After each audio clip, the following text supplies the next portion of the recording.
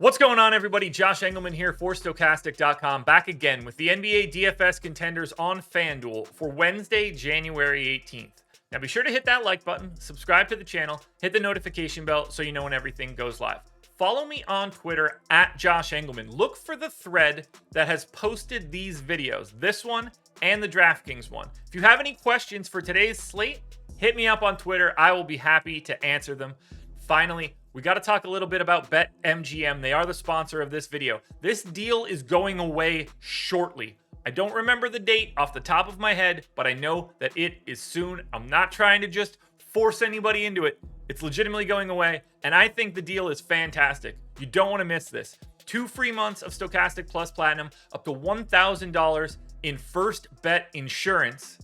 And all you have to do is click the link, sign up at BetMGM, make a deposit. Guys, take advantage. It's a couple days. There's not a lot of time left. If you've been on the fence, do it now.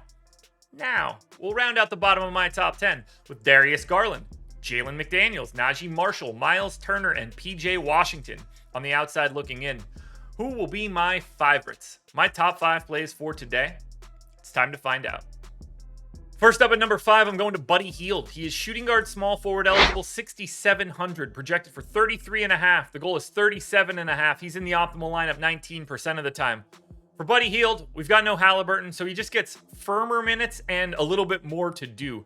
34 minutes. He's around a fantasy point per minute in this spot because it's a big-time pace-up one against OKC. There's like a 240 total here. They're actually 4-point dogs, so it should be competitive. 22% usage, 19 points, 6 boards, 3 assists, and a steal for Buddy Hield. Great positional flexibility, but with Halliburton out, there's just a lot more stuff to do for Indiana, and that bodes well for Buddy Hield. Next up at number 4, I'm going to Terry Rozier. He's point guard, shooting guard eligible, 7,400, projected for 38.5. The goal is 46, and he's in the optimal lineup 21% of the time. For Rozier, we've got no Kelly Oubre still. Doesn't look like we're going to have Gordon Hayward or Cody Martin, which means there's just a lot of everything to go around. Now, Rozier already plays massive minutes, but there's just more shots. There's more everything. The more that they play guys at the bottom of the bench that don't normally play when those guys are out, the more you just want Terry Rozier to be the guy shooting, or LaMelo, obviously, or PJ Washington, whose name you also see, or Jalen McDaniels. You know, you guys get where I'm going with this. 36 minutes for Rozier. It's over a fantasy point per minute, 28% usage, 25 points, 4.5 boards, 4.5 assists, and a steal. But the key piece here, they're taking on the Houston Rockets. This is an ultra fast-paced matchup. This is a terrible, terrible Rockets defense. This is an incredible matchup for DFS purposes. That's why you see so many Hornets here right now. I'll Terry Rozier as much as I possibly can. At number 3, we've got Terrence Mann. Now, this one's a little tricky, but my assumption for right now is that at least Kawhi Leonard is sitting. Maybe Paul George is sitting. And who the hell knows who else is going to sit for the Clippers on this back-to-back. But we do know that Terrence Mann is the starting point guard for this team now and can play upwards of 40 minutes in a competitive matchup. But if they're losing out on both of those stars, I think he might actually play around that time. Now, I got him in for 35 minutes. That seems pretty fair for today's slate. I don't have a great feel for it. We're still looking to get the Clippers news on the injury report since they played yesterday.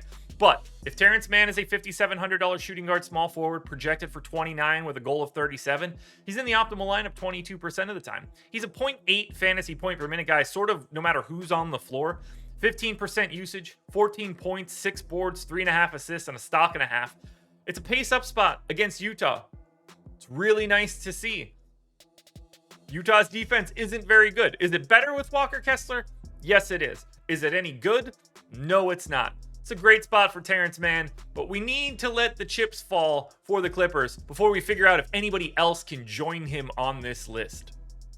This one's gross, but I can't help it. Dennis Schroeder in at number 2. Point guard, shooting guard eligible, 5,100, projected for 26.5. The goal's 34.5, and he's in the optimal lineup 22% of the time. 34 minutes for Schroeder, 0.78 fantasy points per minute. None of that looks great. It's just a lot of playing time. What does look great? They're 3.5-point underdogs at home against the Kings. Another terrible defense. The total in this game is north of 240. The pace should be ridiculous. 19% usage, 16 points, 3 boards, 4 assists, and a stock. I like the price. I like the minutes. There's a Q tag on LeBron, so maybe it looks even better by that point in time. But I don't want to miss this matchup against the Kings.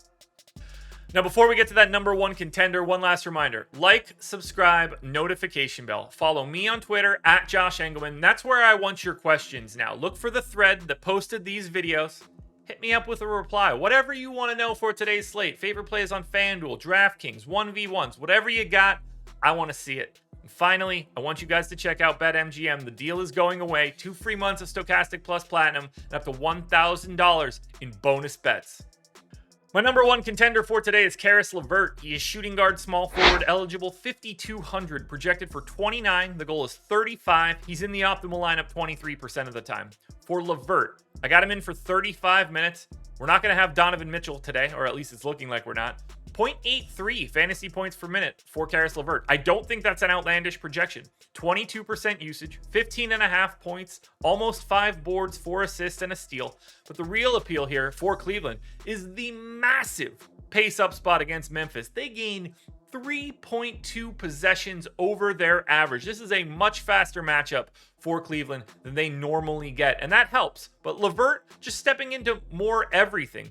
When Donovan Mitchell isn't around, there's just a lot more shots and ball handling to go around. Now, Garland's going to get some of it, but LeVert is at a price tag where it matters. Now, they are 7-point dogs here. Memphis could just blow them out of the water, but I don't totally expect that to happen. I just want to get to the flexibility of LeVert, who, while it doesn't make me happy, is my number one contender. Alrighty, folks, that will do it. Those are my NBA DFS contenders on FanDuel for Wednesday, January 18th. DraftKings version is around here somewhere, so check it out. Good luck tonight, everybody. Win some money. We're back again tomorrow morning for another edition of the Contenders.